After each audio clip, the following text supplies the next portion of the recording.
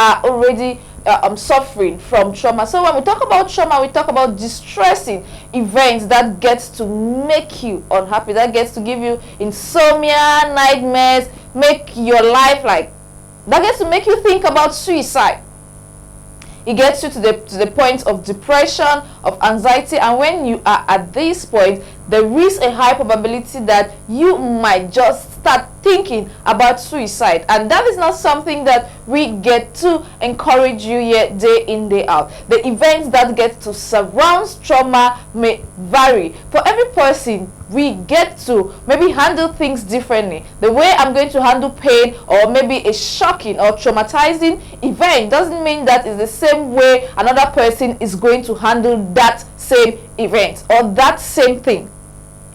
Let's talk about the symptoms when it comes to trauma. So you get to know, sometimes you get to have these symptoms, but yet you don't know exactly what is happening. These are the signs that you are supposed to watch out for. The first thing is poor communication. You get to see somebody who gets to maybe talk a lot, who was open and a little bit more trustworthy, like you get to trust people. Before you see, in fact, you don't even want to talk to anybody. You don't know exactly who to trust. You don't know exactly who to confide in. You don't want to talk about anything. And then the next one is isolation. You discover that you don't want to go out. You just want to be by yourself. And when you're by yourself, you're in the dark. There is no music. It's not like you don't have electricity. No, there is electricity, but you find more pleasure just sitting at one part maybe of your couch or the chair or on the bed, just rubbing yourself. Sometimes you're killing yourself with tears and all, and maybe, just maybe, people don't even get to know or notice. Oftentimes you are maybe that one person that people get to look up to. You're so strong, so confident. You get out of that place, maybe go to work, nobody will even get to notice. Why? Because you always carry maybe this positive energy, and you don't get to open up to talk to somebody like, this is exactly what is happening to me. This is the kind of thing that I'm facing. You get yourself bundled. For some people, they don't get to maybe hold it up in, and before you know, those people become a little bit more anxious. Now you're anxious about little things, you're very agitated, you don't really know exactly what is happening. Before they want to say something, pam, you're like always on the edge. If maybe a pen falls, you skip from your chair or from your seat, as if maybe you heard that the world is almost coming to an end and you've not made all your confessions. And sometimes things like this can be far worse. Why? Because maybe in the point or in the act of you skipping or getting out of maybe the blue or the thoughts that you had in your head, you might just be a victim of heart attack. You might just pass out because of something as little as this. Let's talk about the causes when it comes to trauma. The first things first is maybe war. You have incidents like war. You have things like rape, sexual abuse. When we talk about sexual abuse, we talk about things like rape. And when we talk about a normal, like physical abuse, domestic violence, we get to sit in there and talk about this thing day in, day out. Like it or not, those are the things that get to happen and affect us daily. Some people don't get to, like I mentioned in the symptoms, you don't get to communicate. You don't get to talk about these things. You're frightened. You feel fear. You don't get to maybe express yourself, open up to a point where even when somebody even gets to notice that this person is not themselves and they approach you, hey, mama, papa, hi, what's happening? No, I'm okay, I'm fine. Meanwhile, you never know, maybe it's God that is just trying to use that person to talk to you. They might have something or a person or two that might get to help you, but then you don't get to talk about it. The next thing is bullying. This one gets to happen a lot with our kids at home. Now, for us parents, sometimes we don't really get to give our children a listening ear. And we get to maybe even start bullying them right from home. They do little things that you're just supposed to give a deaf eye or a deaf ear to.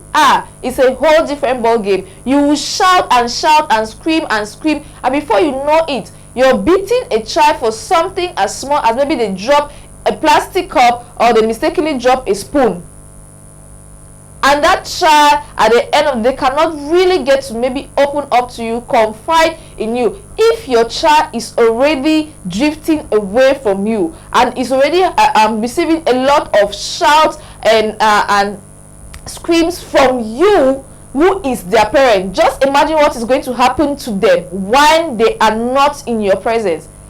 You are supposed to be their safe haven, somebody who is supposed to fight for them, who is supposed to put their benefits or their best interest before yours. But then you have put your own satisfaction before them, and then they have drifted from you, and they go to school and meet these people who get to maybe bully at them. And then the worst is if the teacher is as less concerned as you are, that child is finished.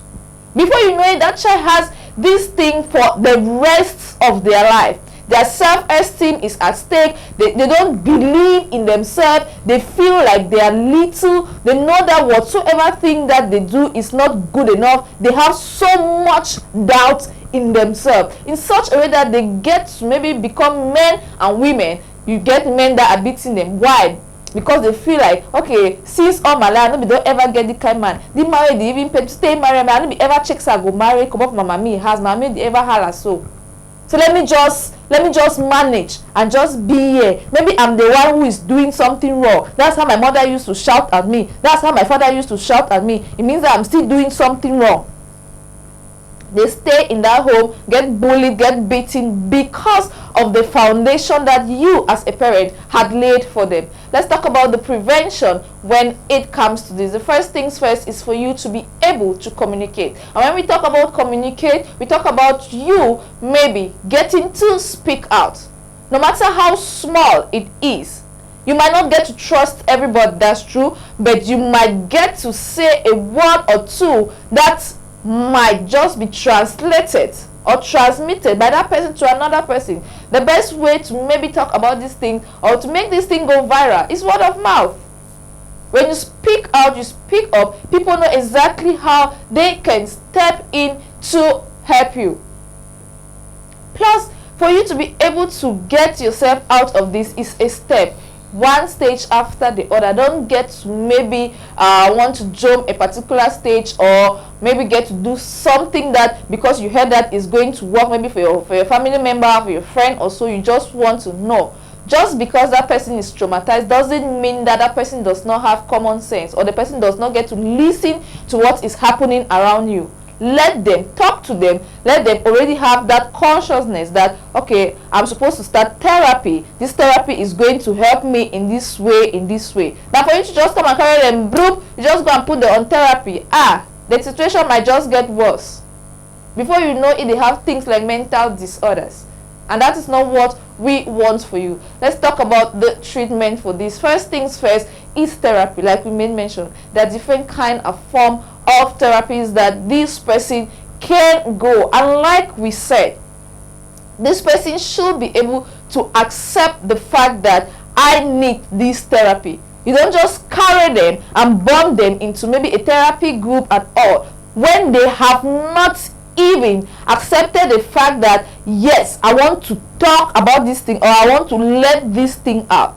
You should try to create maybe a friendly environment with this